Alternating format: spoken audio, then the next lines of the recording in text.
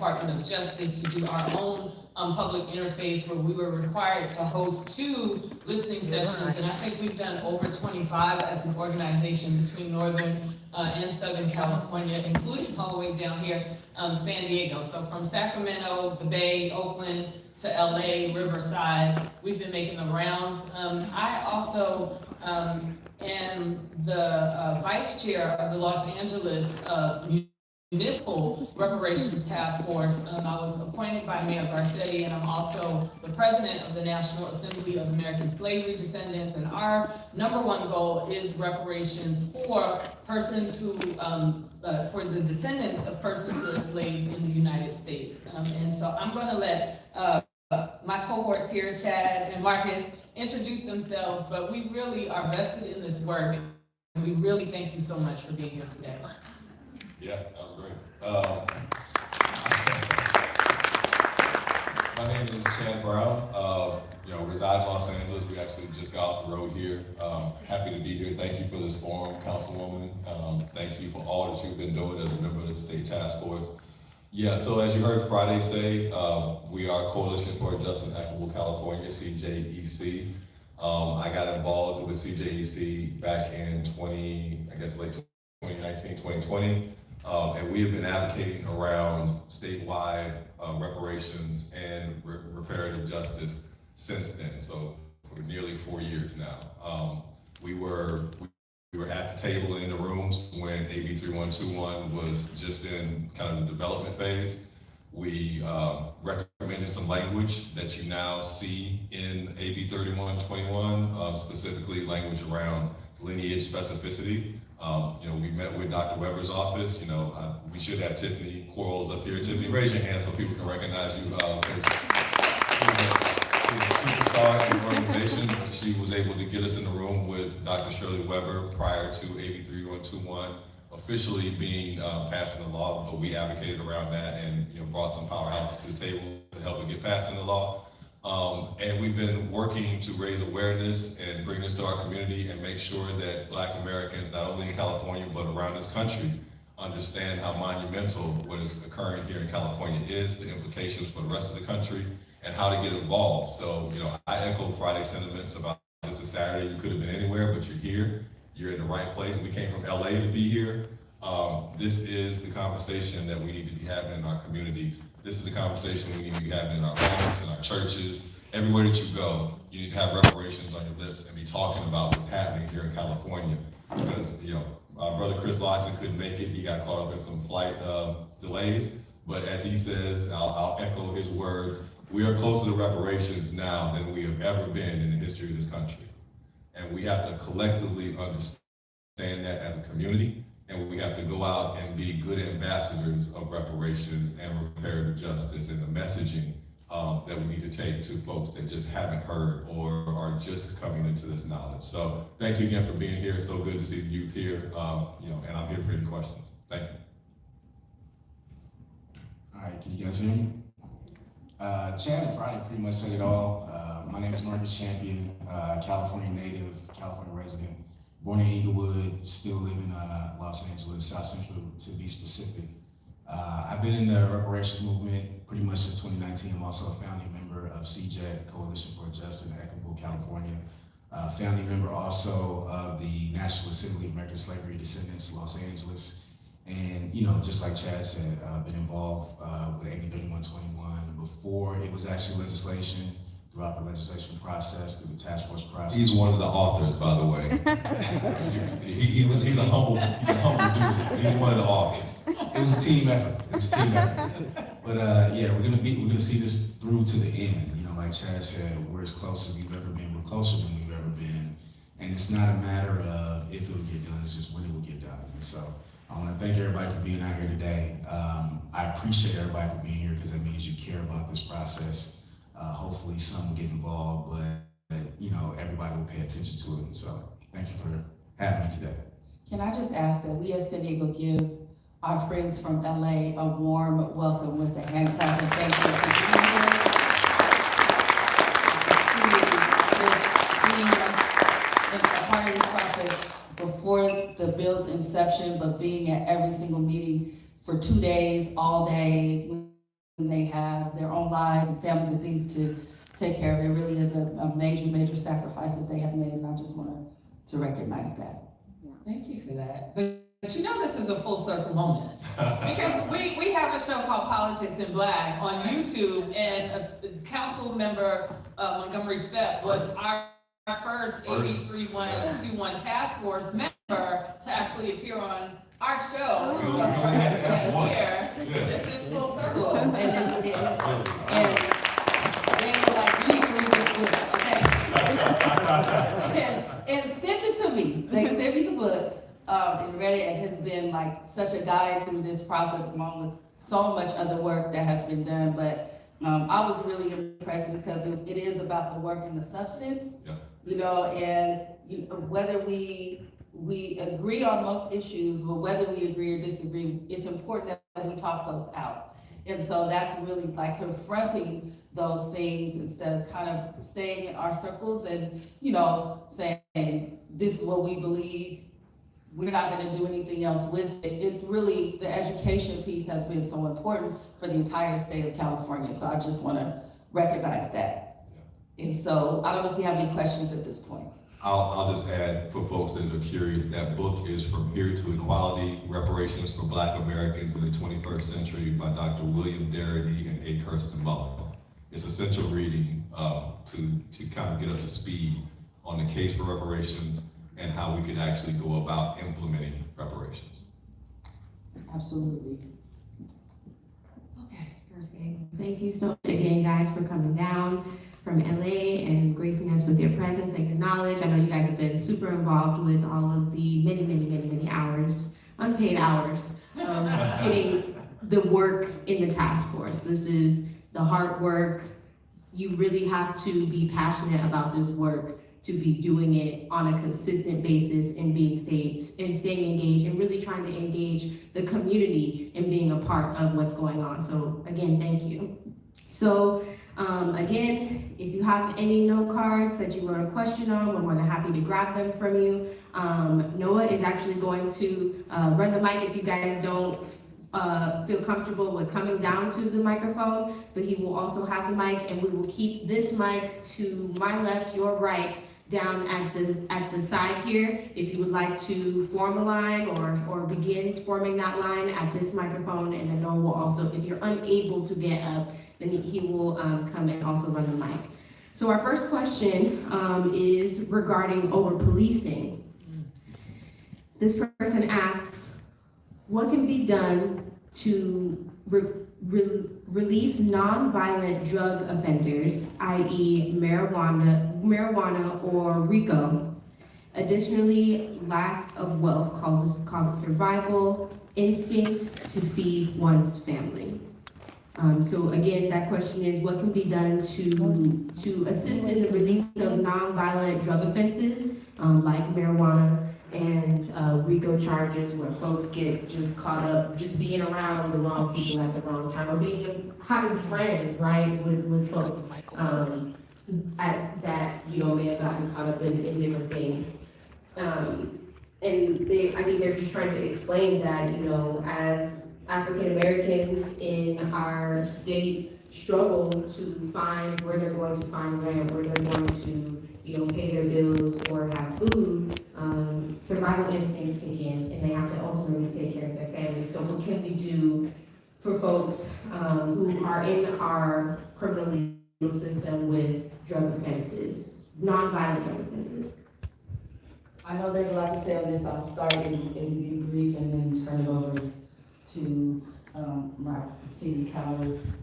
There's a whole chapter in the interim report, the unjust legal system, that goes through the history of our system, and that our system was based on the oppression of Black people.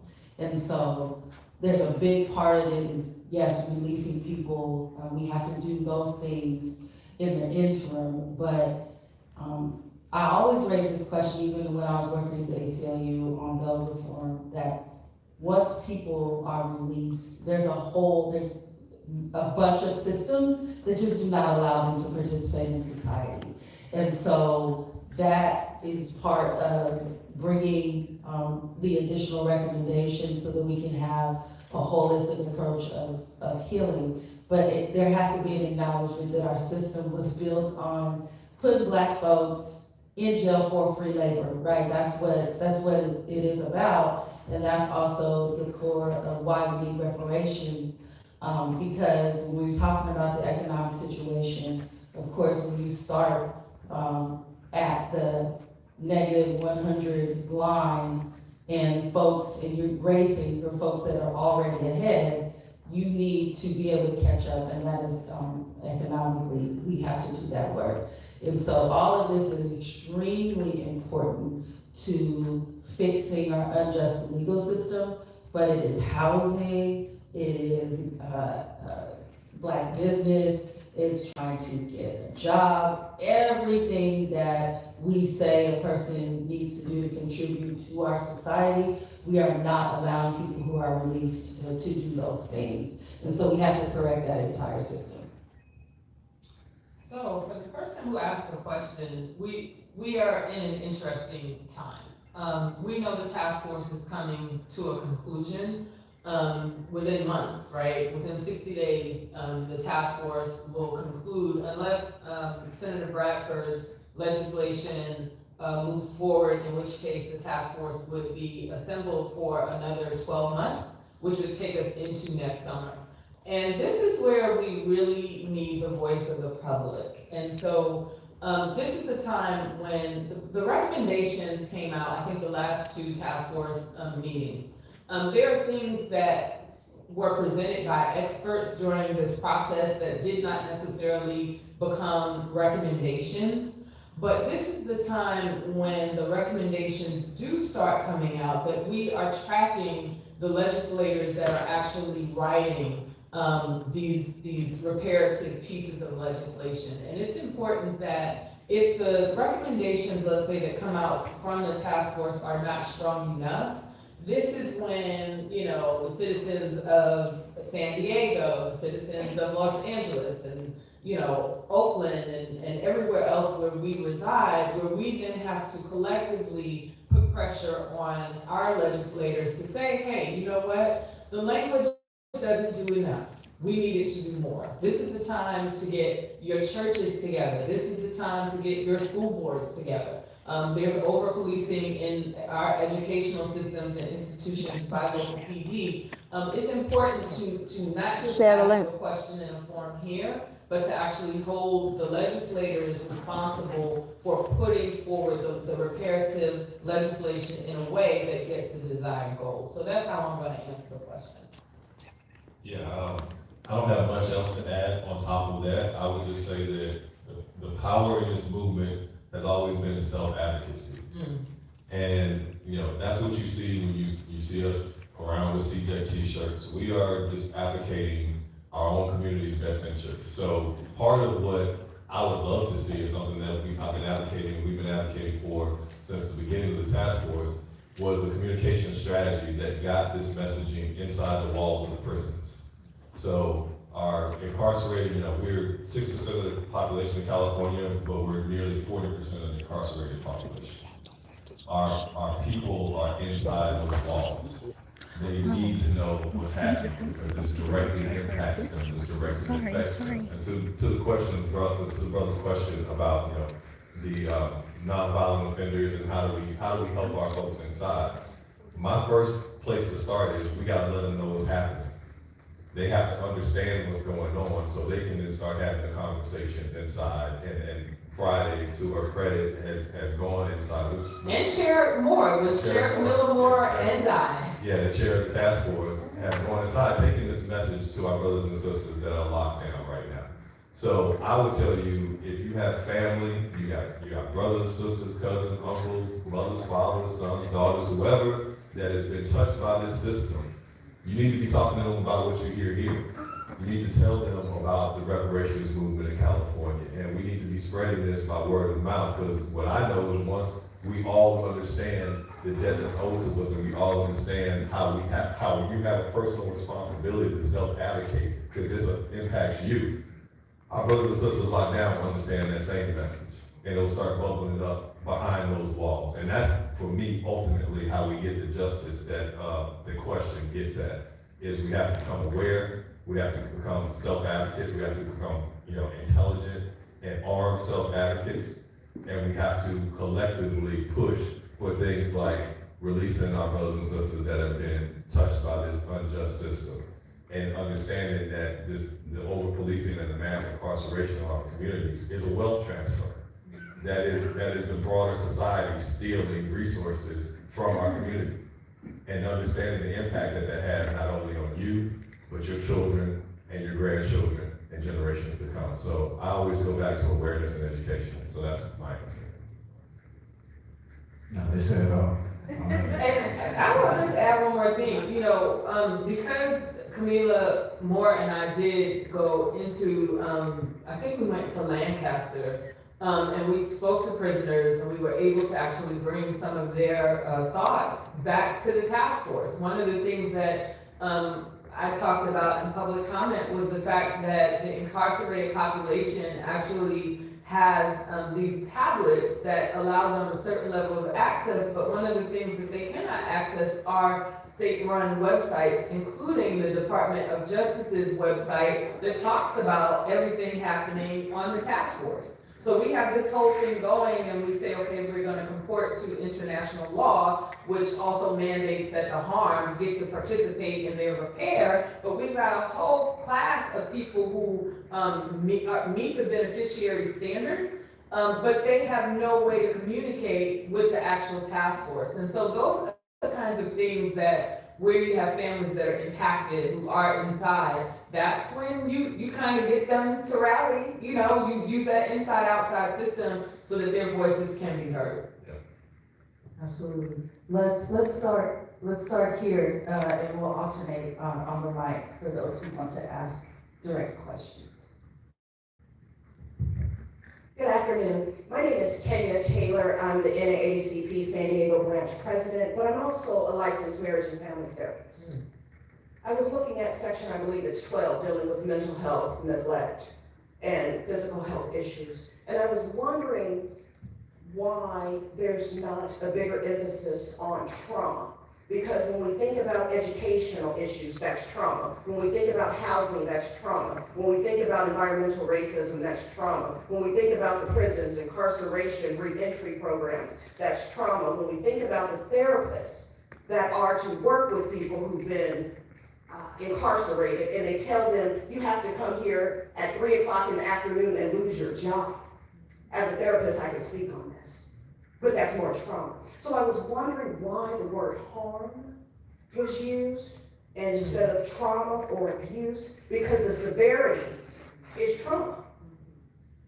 And there may be a way for others to be more embracive of it by hearing harm instead of trauma.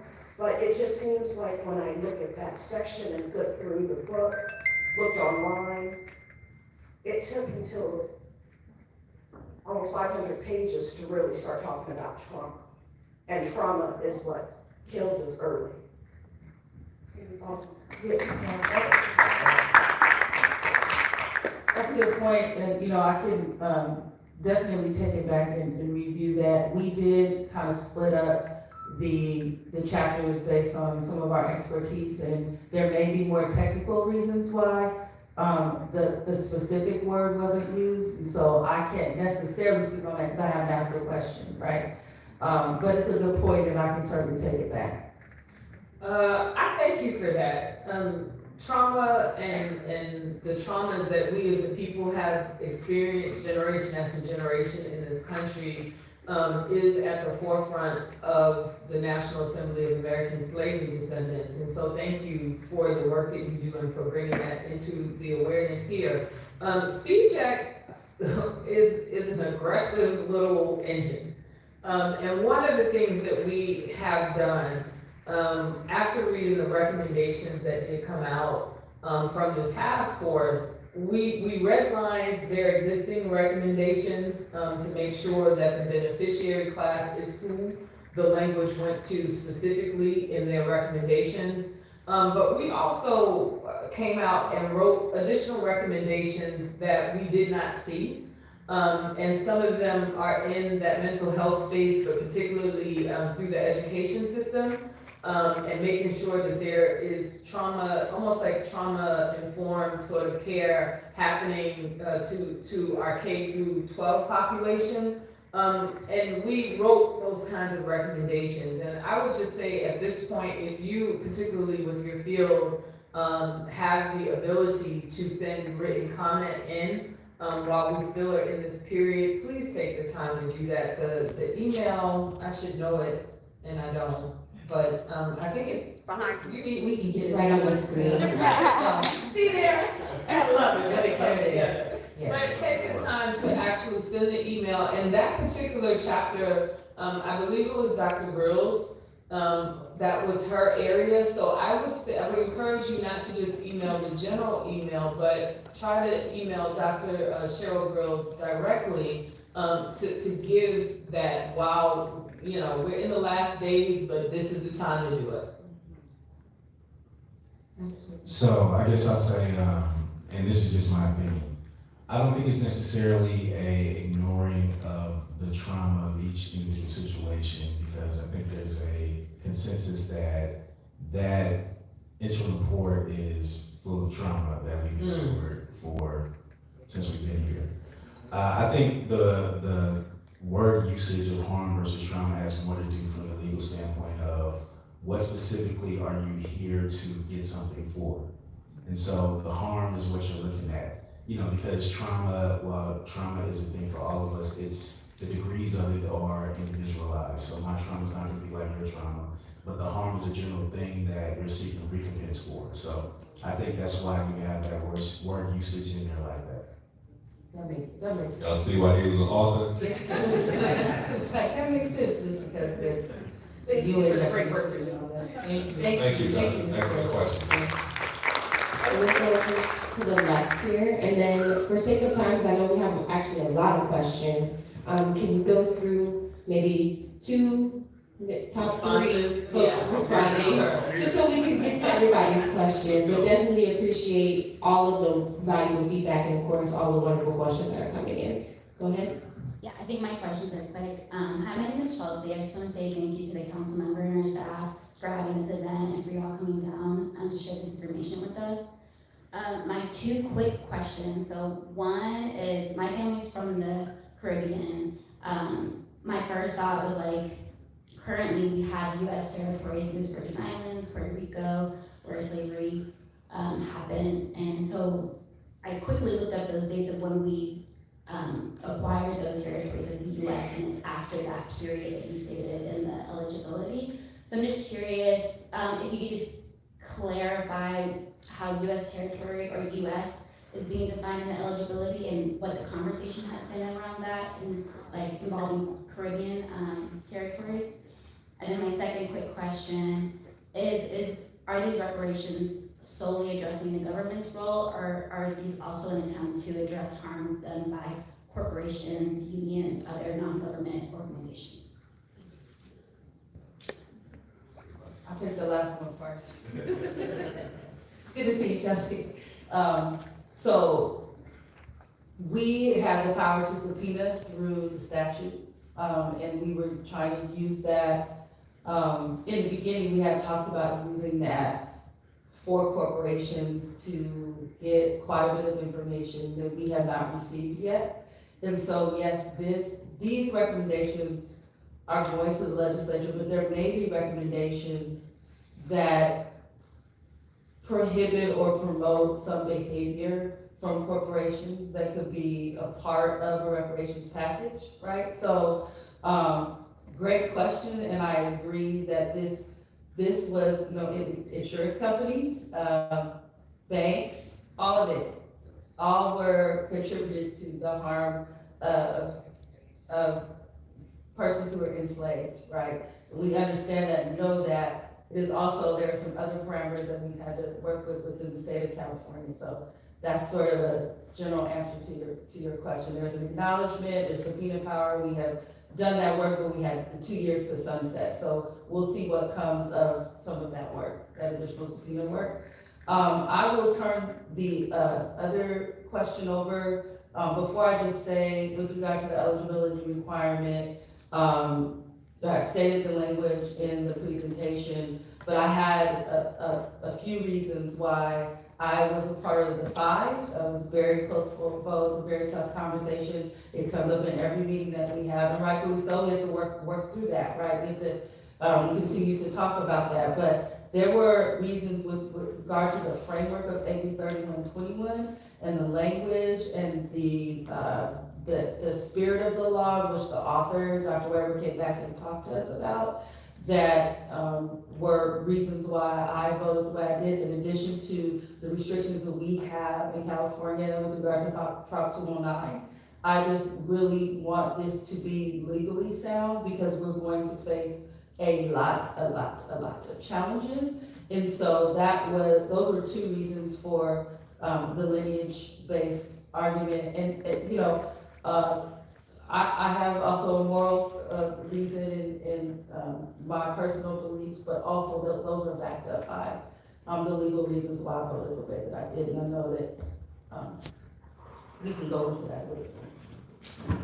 Yeah, so this is where I'm like an ambassador, and as I am not a member of the task force, I think it would be inappropriate to try and address the first part of your question, and so I understand it, and I just want to acknowledge it, but I'm not going to try to answer that question.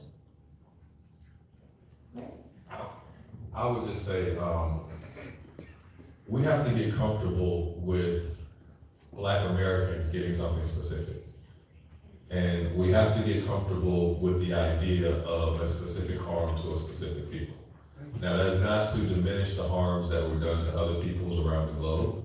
There are certainly cases that, I'm sure Caribbeans could bring against the United States of America, in addition to what CARICOM is currently doing in bringing a reparations claim against the UK. But, there is a very specific group that was harmed by slavery, subsequently Black codes, Jim Crow, and continues to suffer under mass incarceration, over policing, gentrification, housing discrimination, environmental racism, et cetera. I could sit here all day and list the harms. And I think that we have to, collectively as Americans, understand that just because Black Americans get reparations doesn't mean that other groups cannot petition for reparations. So this is not a one-shot only sort of thing.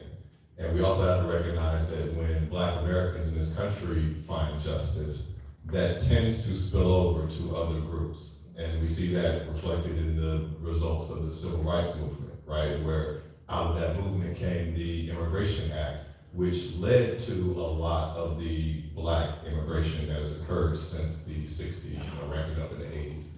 So as collectively, and I get this question too from immigrant allies, they ask, how can I get involved? What can I do? How can I help even though I'm not eligible?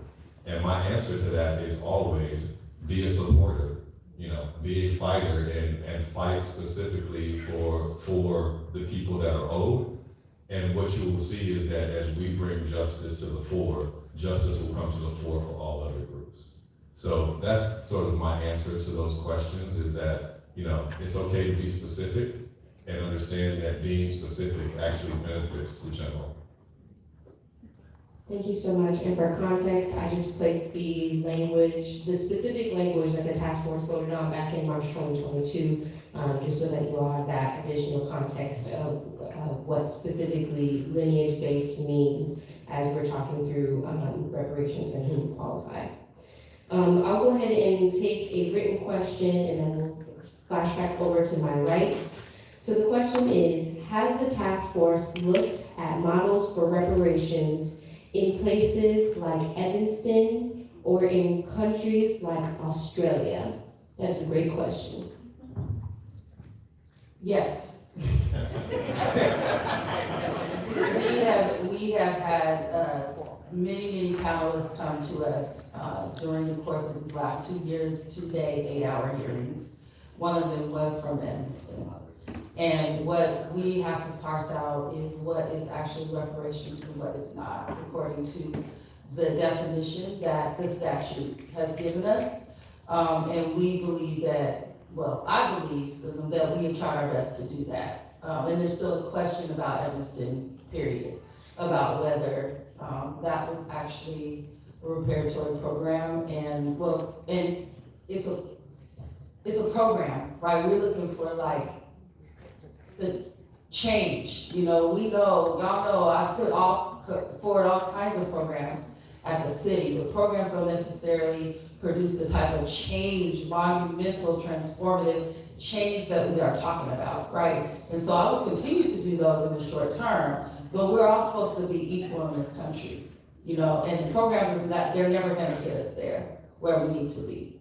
And so yes, we have looked at, I don't know about Australia, obviously, but Evanston, we actually had someone come and speak, and we've also had a lot of feedback from people who live there also that have opinions about what they have done.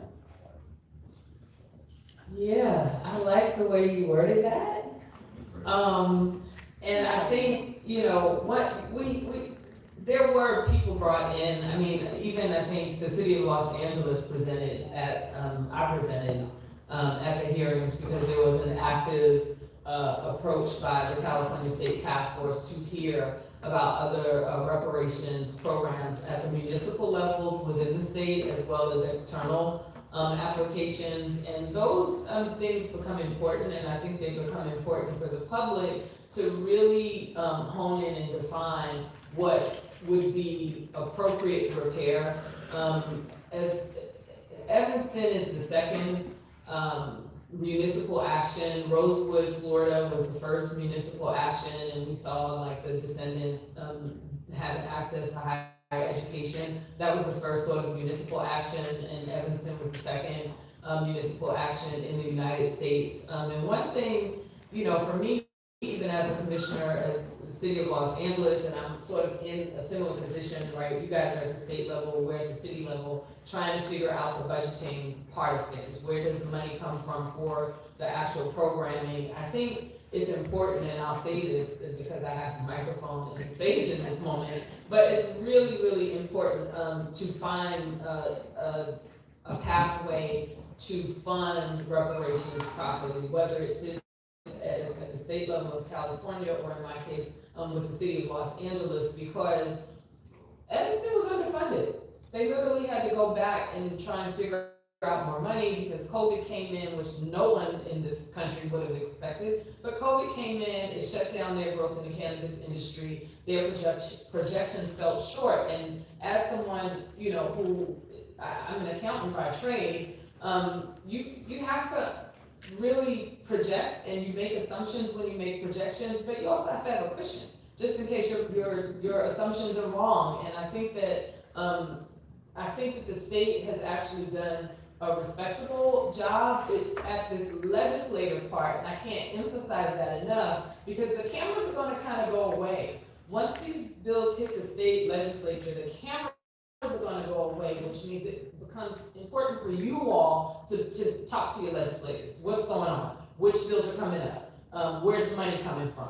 It's your job to stay on the legislative nets for the people that are supposed to represent you, to make sure that the money shows up on time when it needs to.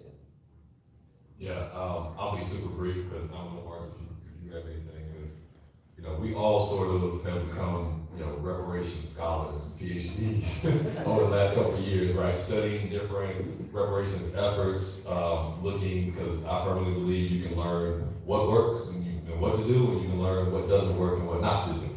And Evanston, in I think all of our opinions, is a good lesson in what not to do, and a good lesson in what doesn't work. The state of California has, done a phenomenal job of holding true to some ideals. Like you hear the commissioners or the task force members always talking about the international standards for reparations as a guiding force, as a central guiding force that they're following.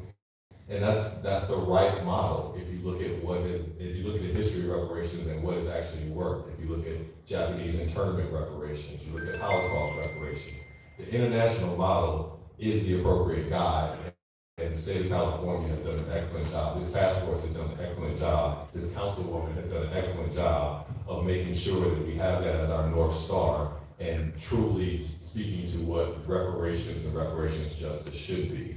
And so, final thing I'll say is, we worked really hard to get language into AB 3121 that read, anything that the state of California does not let the federal government off the hook. It doesn't preclude the federal government from doing what the federal government must ultimately do. Because at the end of the day, reparations is a debt owed by the federal government. They're the only entity that has that culpability, they're the only entity that has that capacity to pay the reparations debt. And so we have to be protective of, and I love what Councilwoman Steph said, we have to be protective of the term reparations and make sure that when we're applying that and when we're using that we're using it in the right way along and tied to the right effort. So I'll let this brother knows more than me. So I'll be brief. I'll say about Evanston, since Evanston was mentioned. It's like Councilmember Montgomery said, Evanston wasn't reparations. Initially, it was really more so a housing grant. Today, reparations is a popular word. You got municipalities, cities, states just kind of throwing the word around because it's a buzzword today. But Evanston wasn't reparations. It was a housing grant that could go towards getting a house or improving your house. And a lot of residents were upset with that because you had older residents who said, well, I got my house, I'm not buying a house, I'm not improving it, I want my money.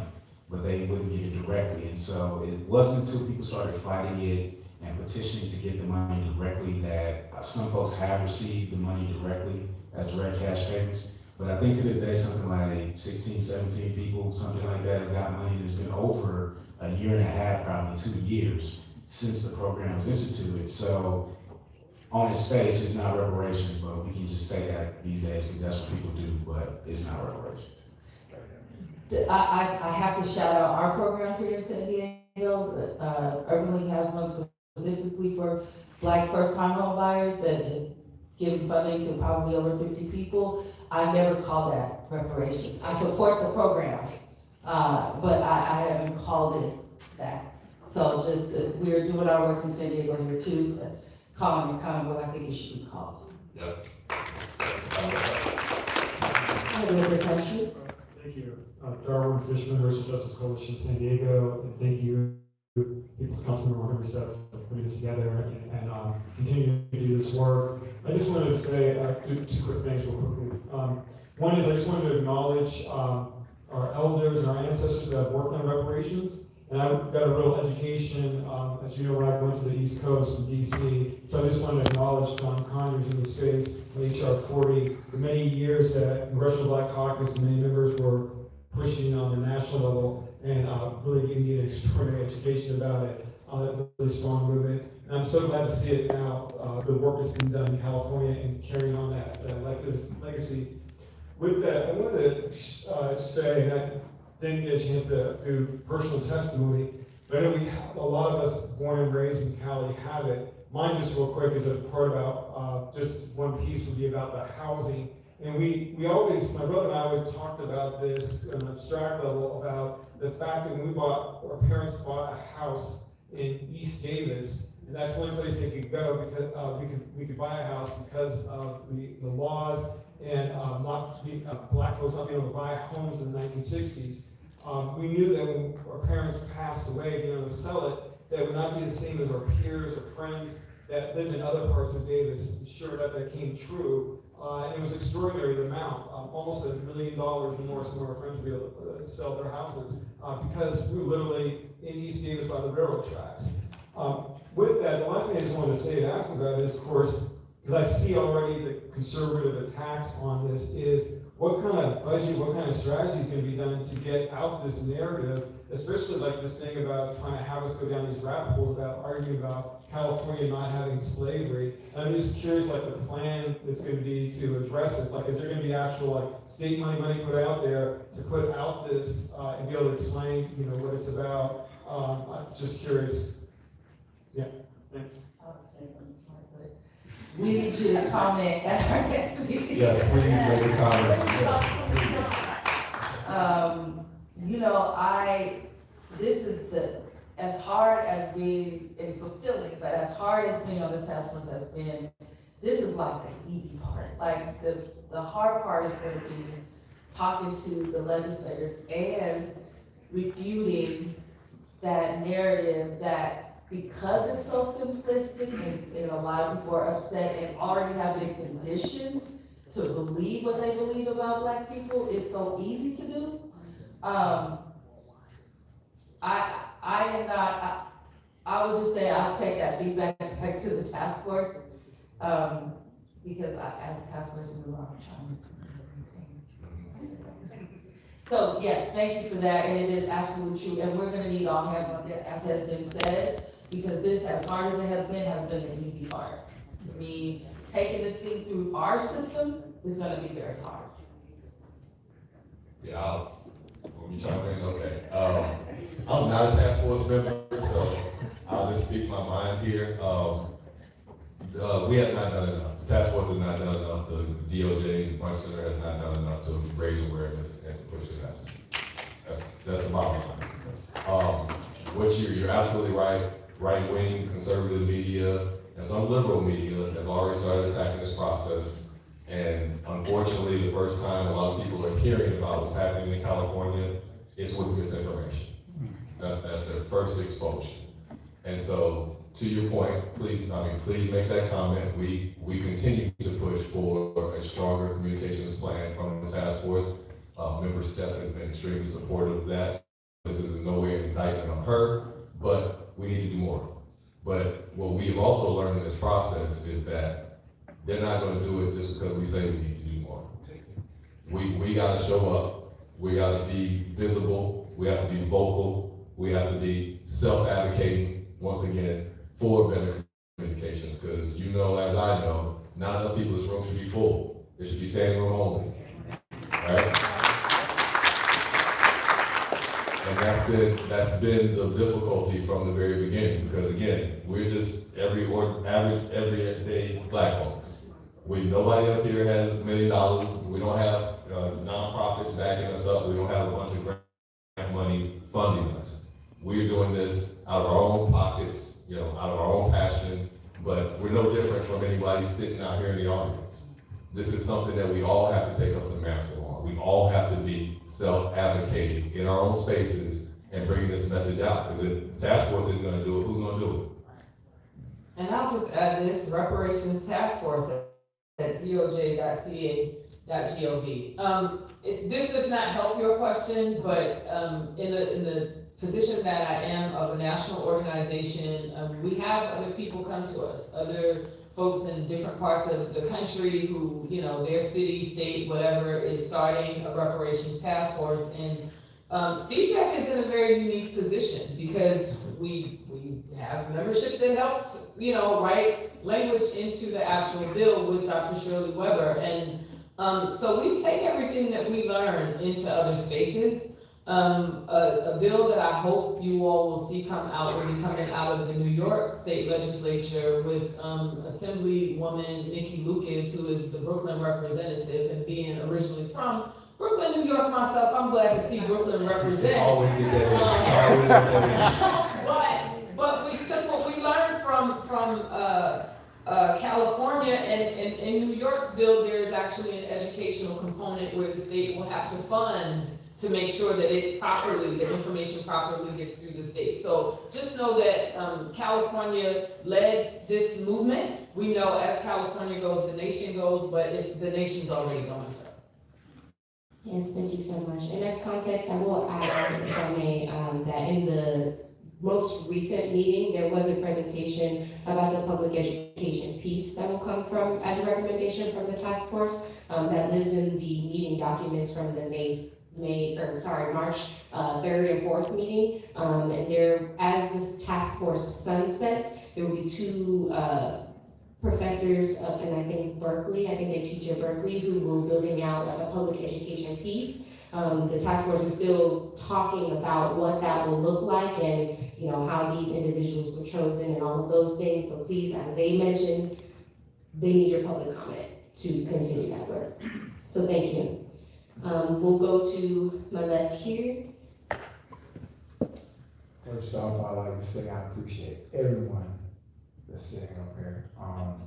And Ms. Monica, that vote was like, It was everything. It was everything. So I'm in LA right now, so I've been living in San Diego for 10 years. And I wasn't able to give you your flowers because I was so far away, but I finally got a chance to come here. So I wanted to give you your flowers.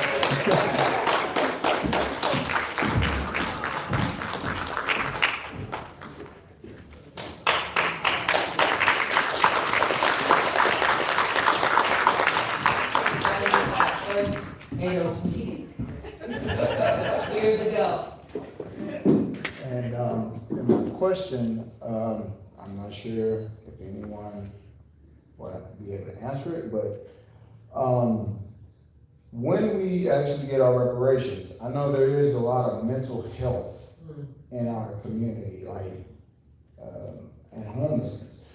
Is there any protections that would be there to discourage people from taking advantage of people that may not be mentally sound? That's a really good question.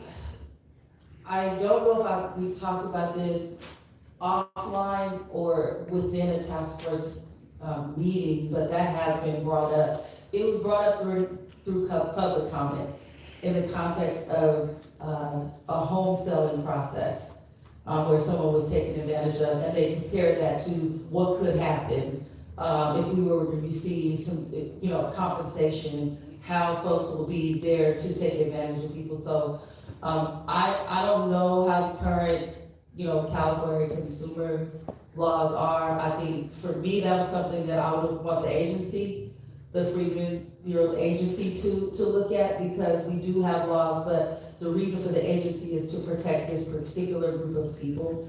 And so I think it would be good to task the agency, even through our recommendations, with looking at that, because it's consumer law. So that would, I hope that answered it. Thank you. And so I add to that too. One of the components of international reparations is guaranteed non-repetition. And so if folks are going to scam us as soon as we get our money, that's the cycle repeat. And so, this kind of ties into the last question too. That's where we all come in. Part of the process, once the report is out, I think they said as soon as December, we could be seeing reparations, actual bills in the California legislature. So all of us, you need to sign up for those email notifications to know when the bill's moving, what the bill number is, what's in the language, tap into your organizations like CJ to make sure that the language is right. So when you have something like a compensation bill, that there is some type of protection built in it, so that folks can't just take back what they just gave to them. So that's where we all come in. We gotta get involved, we gotta be on it. I'll add that we can expect it. Like, we can expect the predators to come when the capital hits our communities. So just like my brother Marcus here just said, that's, we've never done this before, y'all. That's the other thing to understand. Like, this is historic, globally historic justice that we're talking about bringing to the fore here, that we're talking about accomplishing. So nobody's ever done this before. All of your ideas and your thoughts, like, that was a great comment, and I hope, Mike, that you surface that and continue to bring that to the task force in comments and writing, because that's exactly the types of things that we need to be thinking about. We need to be thinking about how do we protect ourselves from the challenges, from the predators, from the people, the opposition that we can expect. Chris, and I wish Chris was here because he talks about this all the time, but we can expect opposition. Don't expect this to be easy. Don't expect them just to show up, one day and it changes your life. That's not how this is gonna happen. This is gonna happen through hard work. It's gonna happen through grassroots, the people sitting in this room carrying this message out to other people in other rooms and in other spaces. And we all collectively, all hands on deck, putting in the work that is going to require to get this done. And then we're gonna have to fight to protect what we get. So I'll just say, everybody should expect that. Don't think this is gonna be easy. Don't think it's gonna be, a cakewalk sort of thing. And I will add to, FINRA is the organization that basically tells brokers and stockbrokers what they can and cannot do. The SEC, regulates sort of businesses to say businesses, you can't be scam businesses. This is what you can and cannot do. Those are both two federal agencies. And I think the state has the ability to look at the standards that are sort of set in that space, even though when you're talking about mental health, that's different. Because you're talking about a person's capacity, and we know a lot of times, at least in Los Angeles, people may be mentally ill, but there's no state override to say, well, you can't sleep on the street. They have to volunteer at times for quote unquote services. And I think the state needs to sort of consider protections in a way that it may not have had to consider before. But I think that if we look at FINRA, we now have to reinvent the wheel here. These things exist in structures as we know them. But someone has to be in the room to even assert that. I can assert that because at the time I had sold insurance or whatever, and I had to be licensed, and there are things that go with that, and I think it's important that as the legislation comes down, that we say, look, we have this agency, and we're gonna use this agency in this way. So, great question, Mike. Yeah, Mike. Come on. Thank you. Yes, wonderful question. Thank you so much. As a time check, we have about 20 more minutes to take questions, so if we can limit it to 2 now. I'm good. Can you zoom it back in? All right, so we're gonna go to my right, and then I'll read a question and go to Just my left. zoomed. Oh. Good afternoon, my name is Jacqueline Clark, and I've been in California for about 24 years. Thank you, Councilwoman Montgomery Stepp, hopefully soon to be the cat's out the bag supervisor. I'm here today, I have 2 things. This Evelyn Peters, she could not be here, and her questions surrounded the when, how much, and who qualifies. A lot of people want to know, when are we getting the money, and are they going to be direct payments? And I know that you've answered that partially. Another thing I want to say, you talked about the opposition that we're going to face, and this article from the Washington Post, this is like 2 years ago, it found that 65% of Americans oppose the idea of cash reparations to Black Americans. A plurality of Democrats, 46%, favored the idea, while over 90% of Republicans opposed it. 2/3 of Black respondents reported or supported reparations, but only 8% of white respondents did.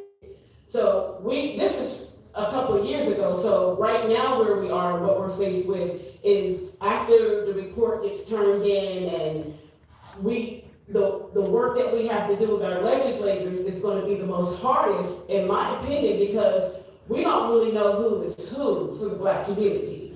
It's election time coming up, and we always get the church sermons where people come to our churches and they tell us what they're going to do for us, and they don't do that, right?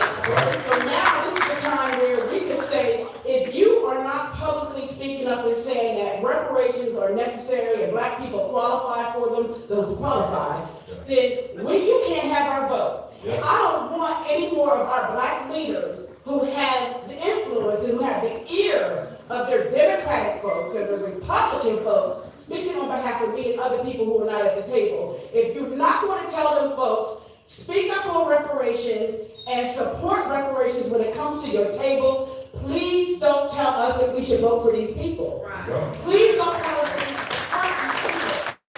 You cannot go through, the oldest generation that should have received reparations is dying off. Yeah. Mm-hmm. Dying off. And you got people telling us that we don't deserve it. You got Black folks down in North Carolina saying that thing too. I'm sorry, it'll be done in a minute. Yeah. But I promise you that if we don't come out to more meetings like this, if we don't spread the word, if we are not going to have an easy battle, it's going to be hard enough. But look how many empty seats we have. When the brother said this auditorium should be full, it should have been full. The people go, anyway, look, let's just all come together and stand with the work that has been done. We don't have to agree with every aspect of the work, but they did a hell of a job getting to where they are now. And they deserve that. They deserve more than that. Am I right? Thank you. I 100% 100% agree with everything you said. I would just add, and we gotta support our politicians and our elected officials when they show they're gonna stand up for us. And you got one sitting right here.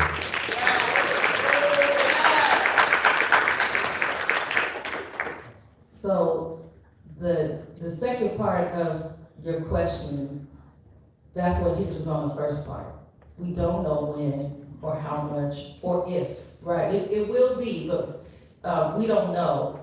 We have to continue to engage the people that are gonna be making the decision, and that's the state representatives, on the full package, on everything that we need, not just that we want, but we need. These are needs as recommendations in this package. So, yes, we have taken a lot of time to formulate equations with economists, because we know that we have to point to the specific harm in order to pass legal muster. It will be challenged over and over again.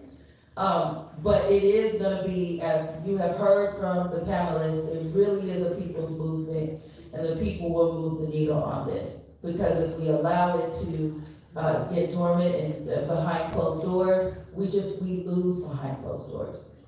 We win out in the public.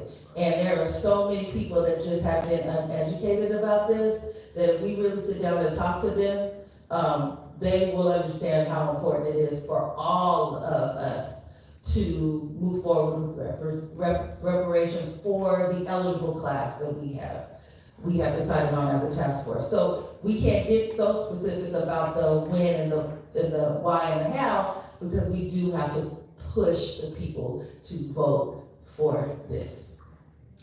So I'm gonna give two websites real quick, cjecofficial.org and NAASD.org.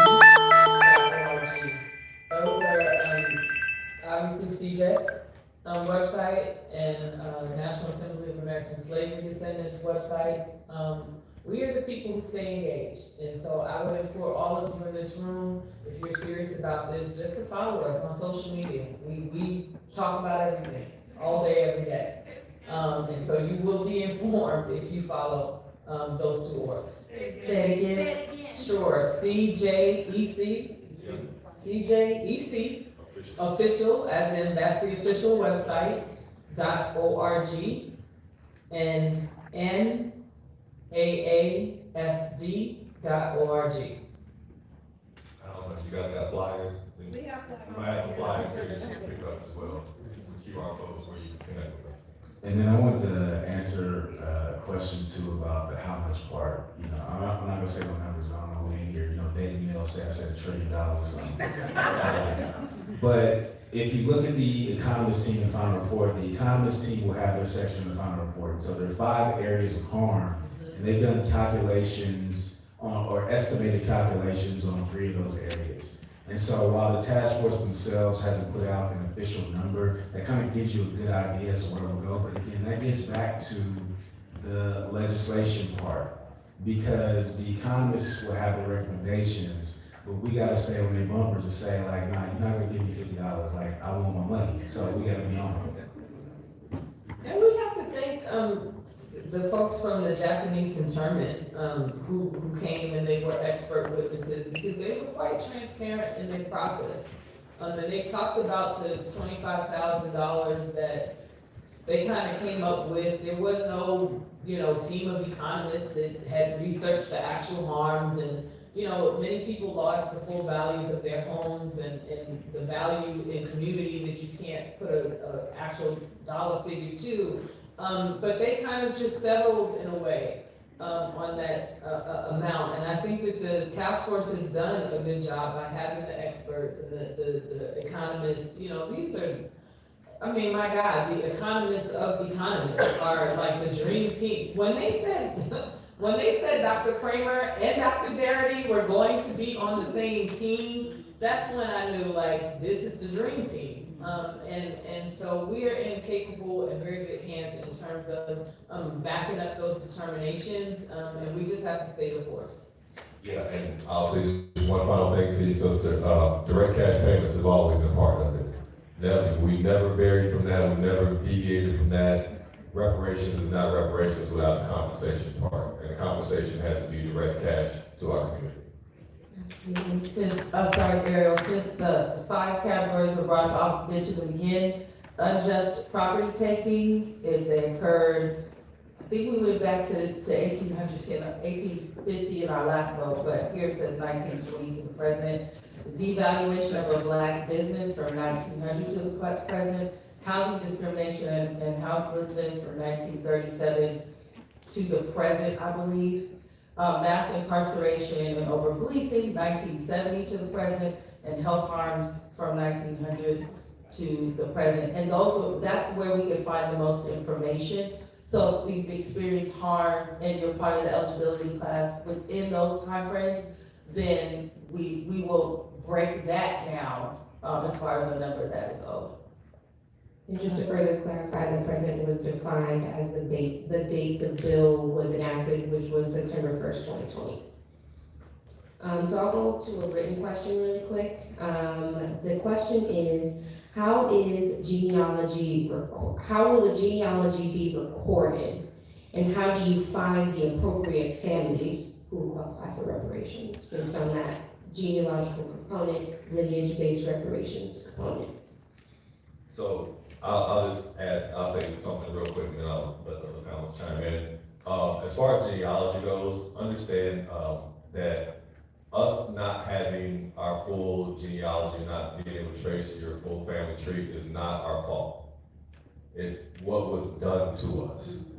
And so the burden of repairing that falls upon the state or the government, the federal government, right? So when we're talking about genealogy, what we advocate for is this Office of Freedom Affairs here in the state of California and as well as federally, and then to have within that Office of Freedom Affairs a genealogy department that is funded, well funded by the state of California. And that way we have access to resources where we are that we can go in and you can start putting the pieces of your family back together because that is part of the reparations effort. Is repairing our families. Our families are our communities. Without strong family structures, we don't have strong communities. So that is at the core and the crux of what we are attempting to accomplish here. So as far as genealogy goes, when I hear that question, for me, I say we need to do it, absolutely, and the state needs to pay for it. Yeah, CJIP has held that particular point almost from the beginning. That the genealogy had to be made available at the state level. Obviously, having the Freedmen's Bureau, that's the perfect thing for them to start to do, to document. And then, we have 20%. You saw the data that Councilmember Montgomery Step presented. 20% of our families are in foster care. So we know that we have breaks, and we can't deny the fact that we do have breaks. And so it's going to be important, I think, particularly to that population, that DNA component is going to have to step in where there really may be no answers, right? And we have to be sensitive to that. But at the national level, we have a red line version of HR 40 that has been received by Sheila Jackson Lee and her, he's her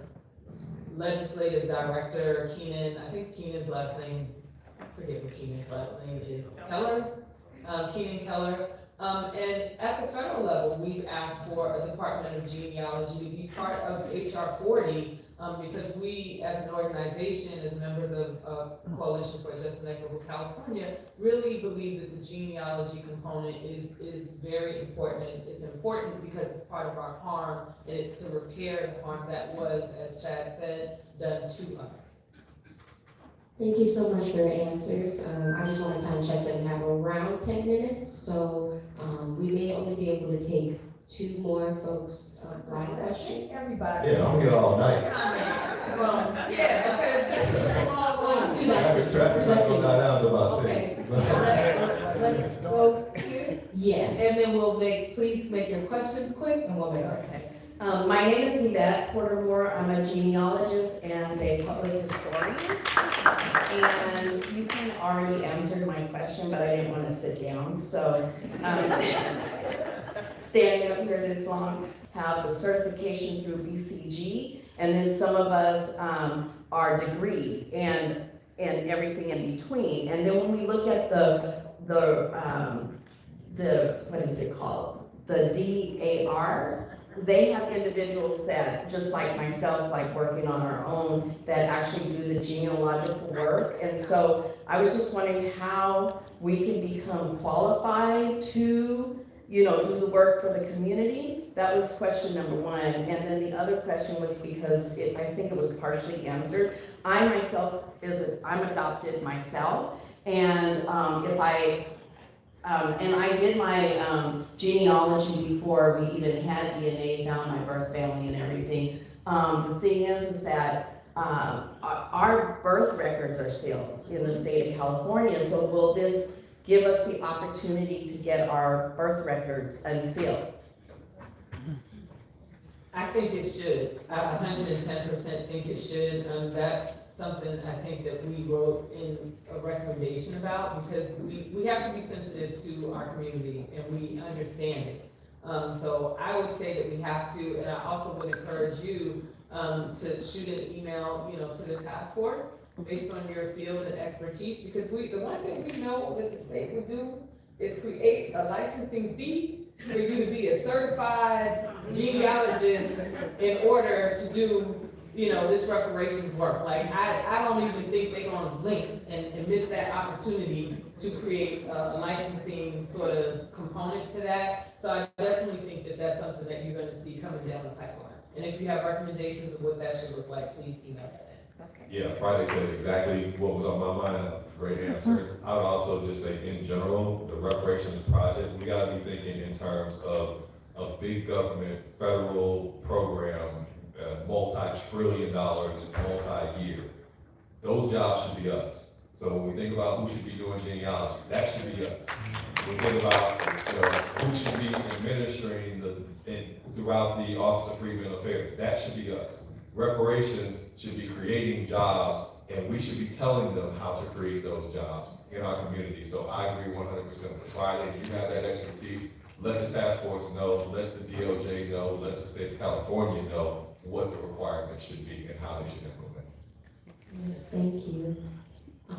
So we're gonna go to this side, and as a quick update, we will only take the folks that are currently in line. We do have to wrap up around 3, so we're trying to take as much of the rest of the questions as possible. Go ahead with your question. How you doing? My name is Raphael Crawford. I've been San Diego all my life, First Mosque, number 8, now known as Master Taqwa. My generation's been here for the whole time, and I was like to put that out. I had a few questions though, but this sister right here in the green, she blew me away. So, the only question I really had to ask though, and it's just a really simple one though, because now I understand, like, a lot of input that I have, I can sit there and just put it outside the website instead of taking up the time to let other people sit there and answer questions. My only question is, how many task forces did it take for the Japanese and the Jewish Americans before they were compensated? So I guess I'll answer that. So the Japanese had a singular commission. When it came to the Holocaust and reparations, there were actually several different commissions over the course of like 10, 13 years. There was an initial commission for the folks who were interned specifically, not interned, but went through the Holocaust within Germany. So if you suffered terror, but you were outside the country of Germany, you weren't eligible for that first round of reparations, and then it was expanded upon as years went on. And like I said, I think there were 2 to 3 commissions when it came to Holocaust reparations. But there was a commission in every case. I'll just add real quick,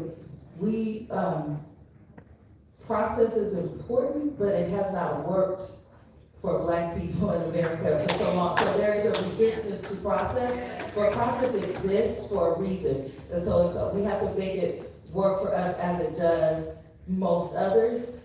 So it is important, the resistance is that it has not worked. The process has not worked for us. As a matter of fact, it has worked against us. So I understand that.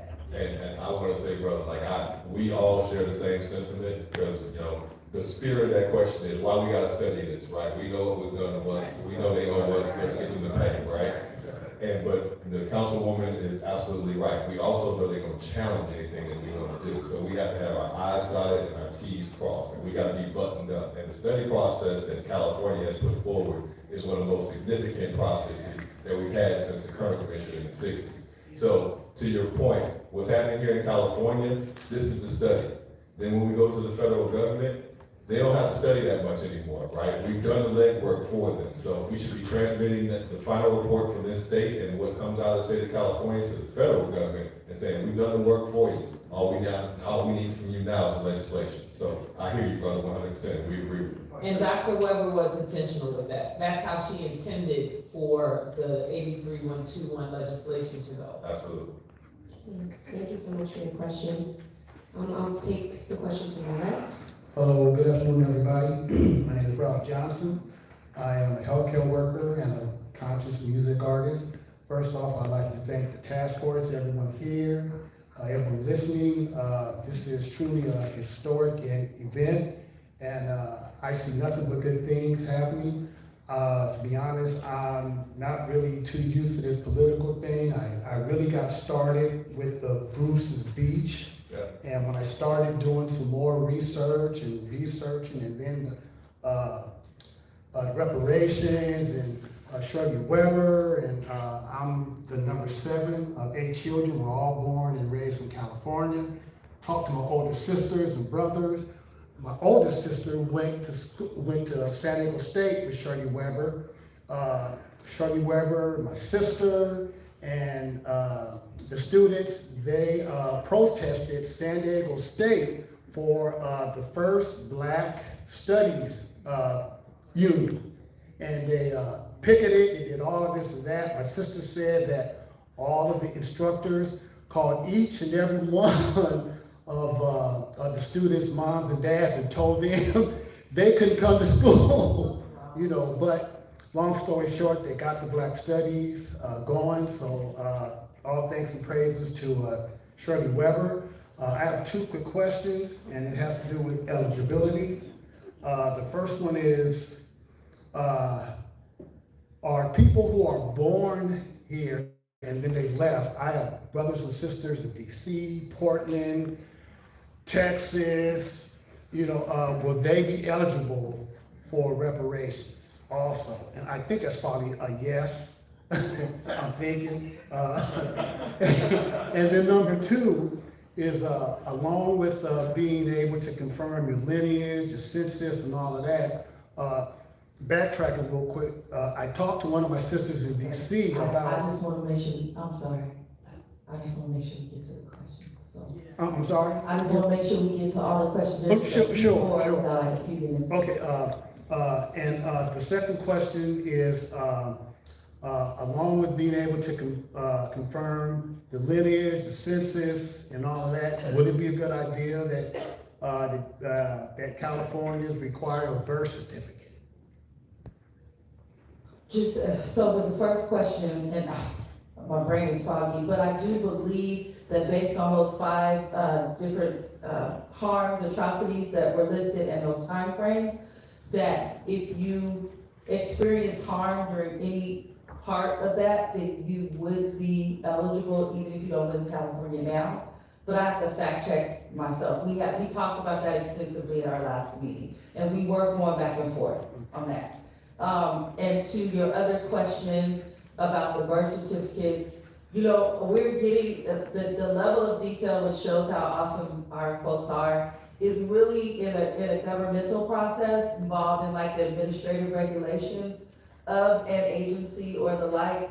A lot of that may or may not be in either the recommendations or the bills that come forward. And so that's another plug to stay engaged and consider those types of things, because they have to look at the totality when they put out their instructions for the people who are working and figuring these things out, what steps they will use in order to get to where we need to be. Okay, one more quick question. Also, to put these out so that everybody can get them, because I'm on public transportation, and so I can pass these out. Awesome. So be sure to have Thank you these so out. much. Thank you for being here. Thank you. Okay, we take the question to my right. Hello, my name is Stephanie Williams, and I'm just an African American. I did check my genealogy some when we're tracing history, and I do have 80% of the Africans that came over, the blood DNA, the ones from West Africa and Central Africa.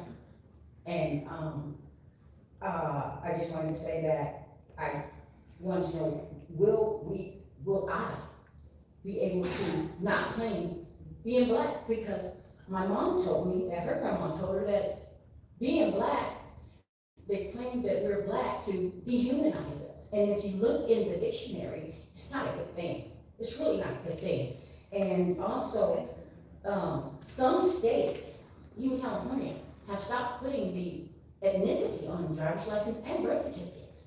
And you guys can check that out. And you right here, I mean, if you've got a new updated driver's license, ethnicity is not on there. And birth certificates, I have some relatives who finally went back, they're over 60, I'm over 60. Birth certificates, there's no ethnicity. So this is going on all around the country. And then another thing is that the gentrification didn't just start. My mom said it started in like the 1920s to the 1954 when they let the, through Ellis Island, the immigrants come in, and we were, again, out of jobs, out of housing, moved out of What's our your question? communities and everything. And that's just what happened here, especially in the 4th district.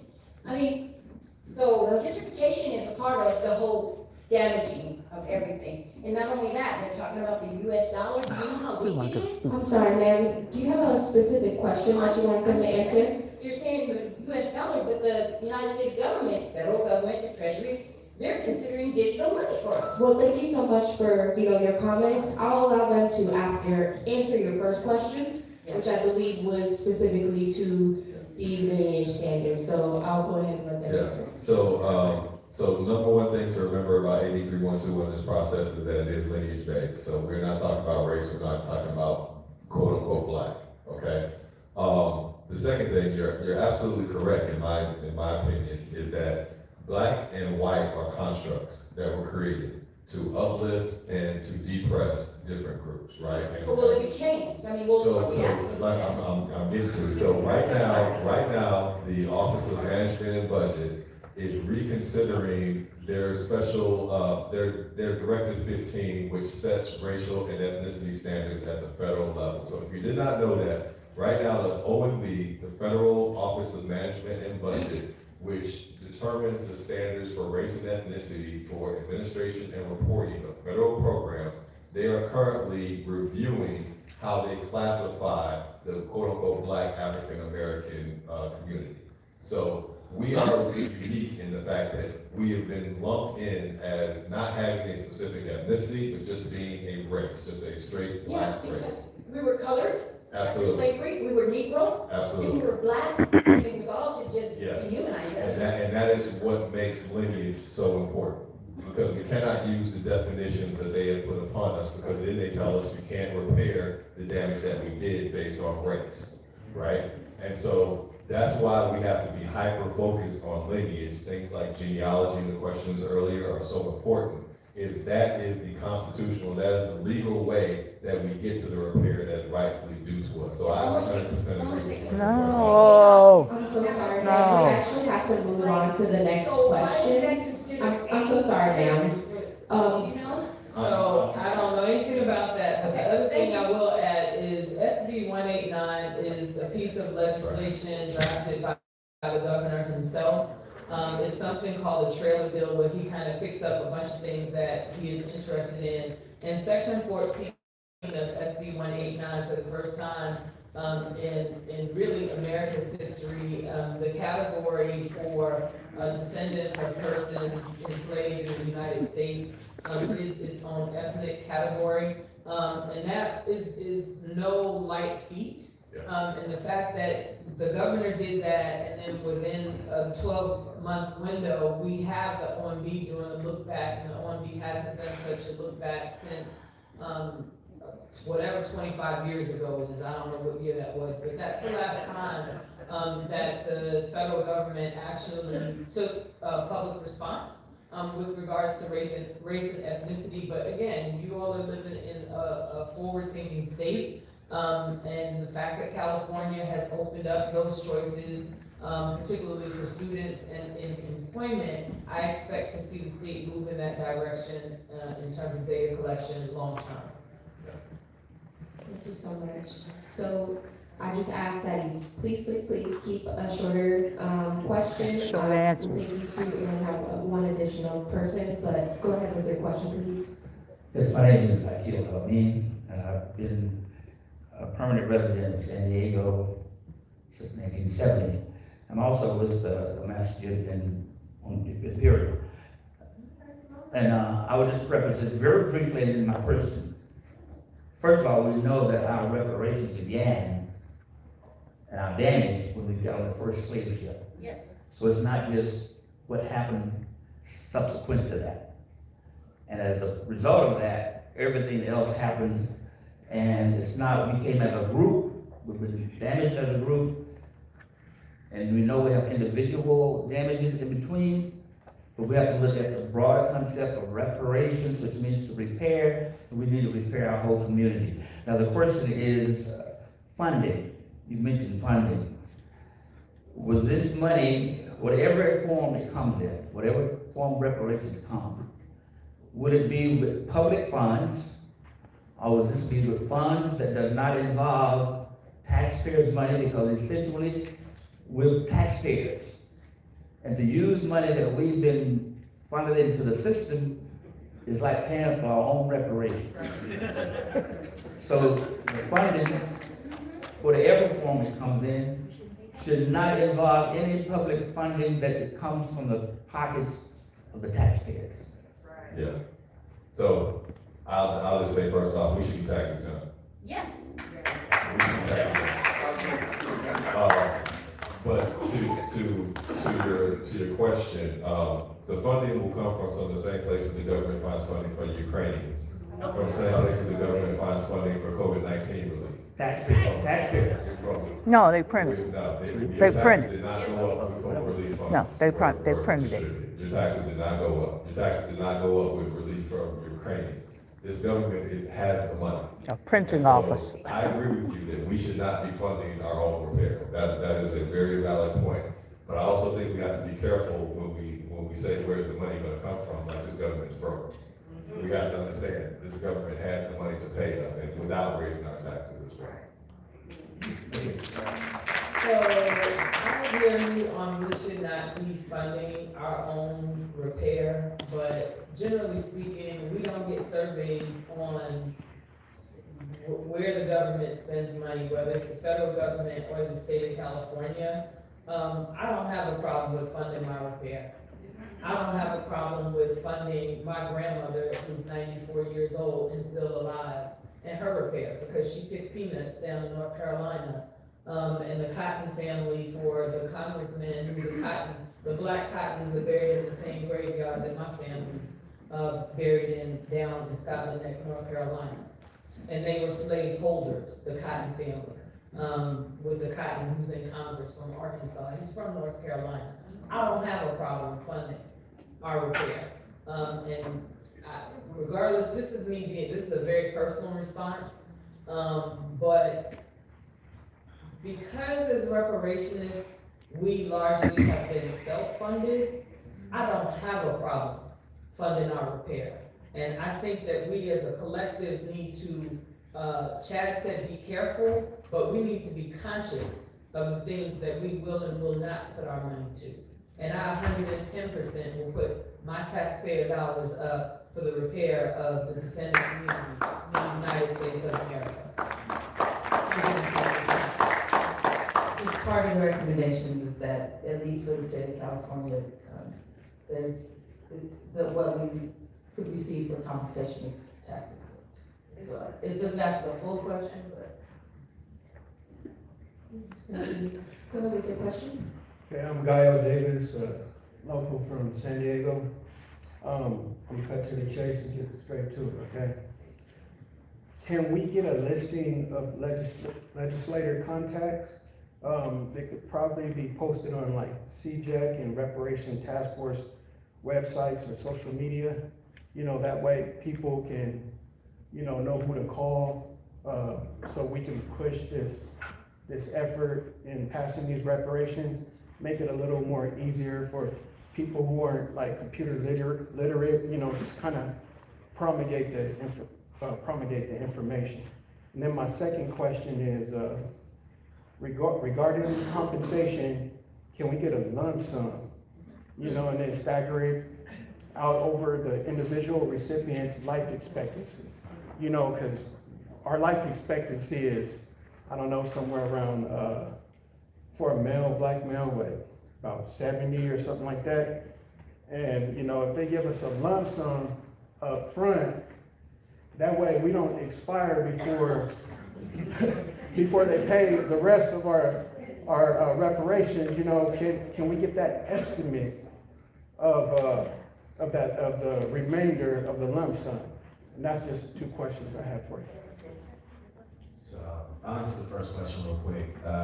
Yeah, at CJEC, we can definitely look into that, into putting in California all of the state senators, assembly members, their contact information on the website. I would say in the meantime, there's another website if you want to take it down. You go to findyourrep.legislature.ca.gov, and you can put in your home information. It'll tell you who your state senator, state assembly person is. Repeat that? Find your rep, FINDYOURREP.legislature.ca.gov. Yeah, and I'll just add quickly, we're gonna let you know, like, which legislators, we put out calls to action all the time around AB 3121, the legislative path there, SB 189 that you heard Friday reference, AB 2296, the V2 there. We put out calls to action all the time, letting you know, hey, we need you focused here, we need you calling this legislator, and here's the script, here's the messaging that we want you to deliver. So that is only gonna ramp up as we get closer to, you know, having to advocate around legislation in this assembly and senate. Last thing, just on your second point, you know, in our conversations, the priority is on our most senior populations with regard to compensation.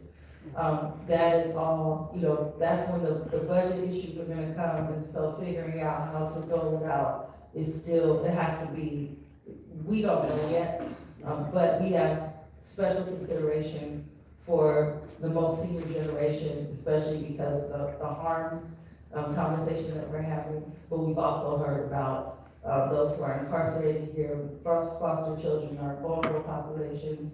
The best case scenario is that everyone gets a lump sum to do what we need to do, right? But that may not happen. So we have to then prioritize from that point. Okay.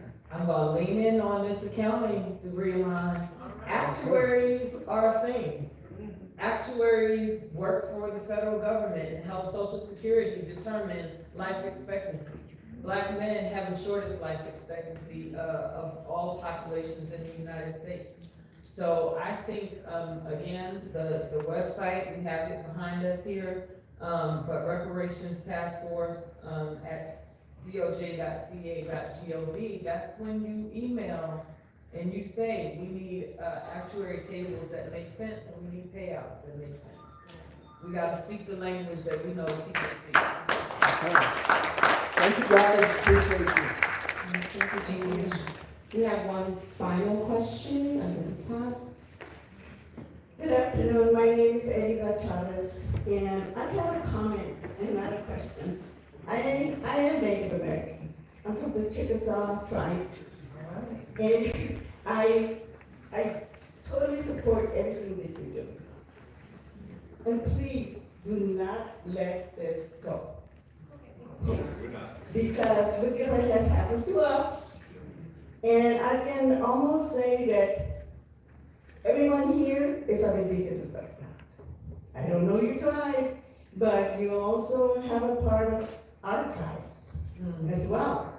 And if we do not continue this reparation together, we have the nation that we can stand up for this.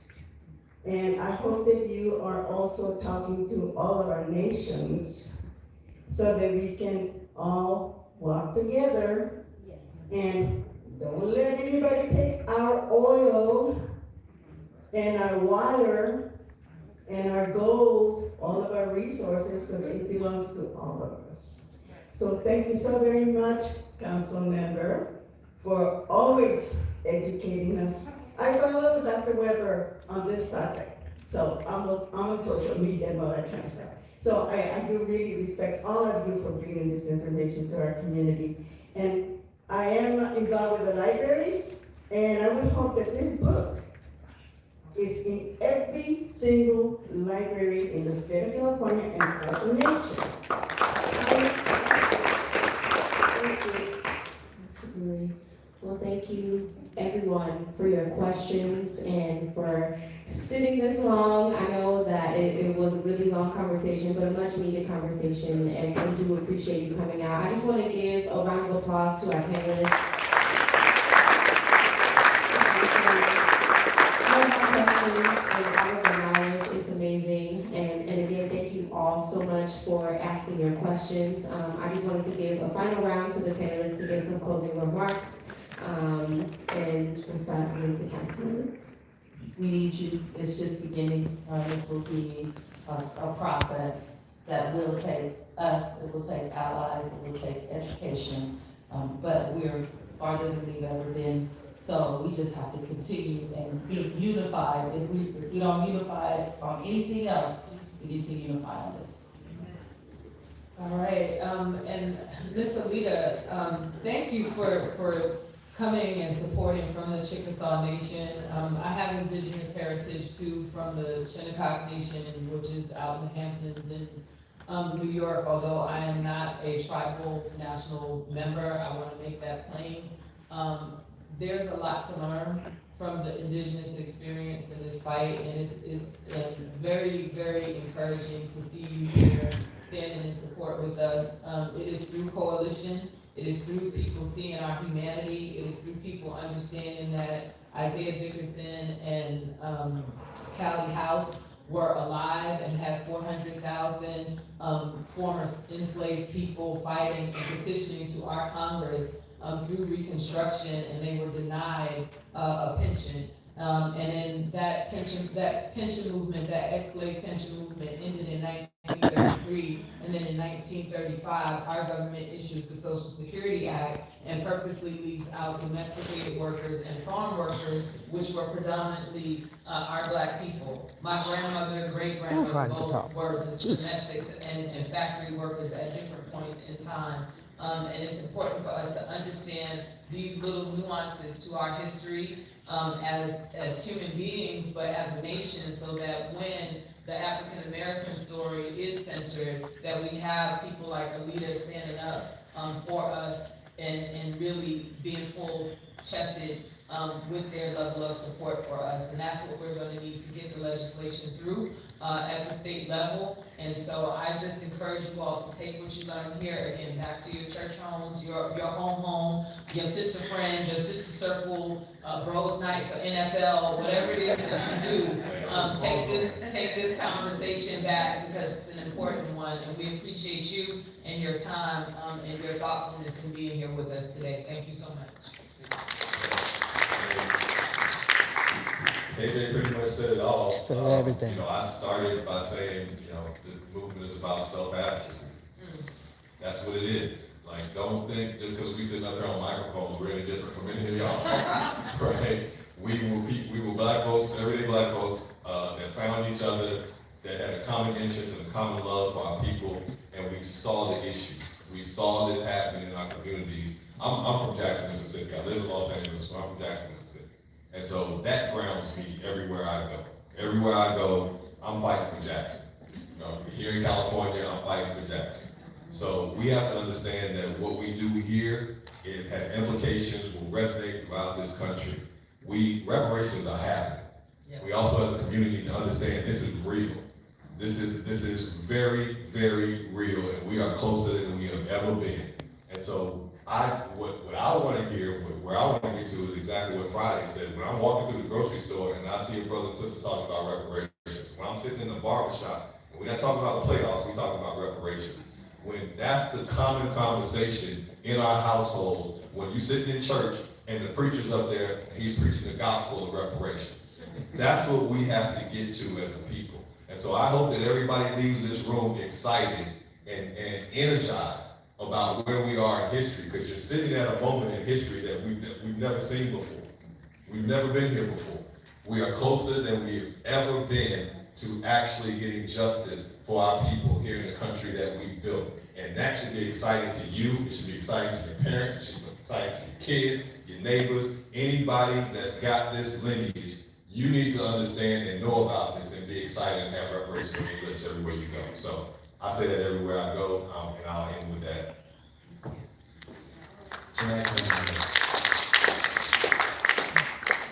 Chad got to stole my thunder a little bit. I was going to talk about, we're regular people.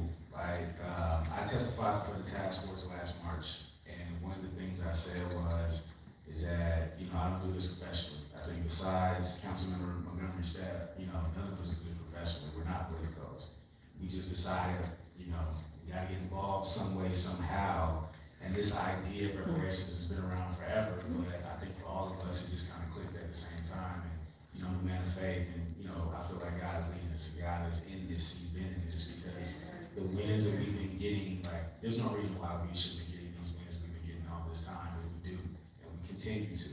And so you where you sit, you where you are, get involved, get in it, because who knows what words you have that can completely change the momentum or make something great even greater. So I want to thank everybody in San Diego for having us out today, and just stay involved with it. And if you're not in it, get in it. And if these guys fail, if the task force fail, it is imperative, Thank you so much. that we exercise the Second Amendment and take this on. I appreciate the task force member, Monica Montgomery Step, and CJ again coming down from LA to join us and inform us about the Reparations Task Force. Thank you all so much for coming. If you don't have an interim book and we have some left still, please grab one on your way out, and thank you again. Thank you.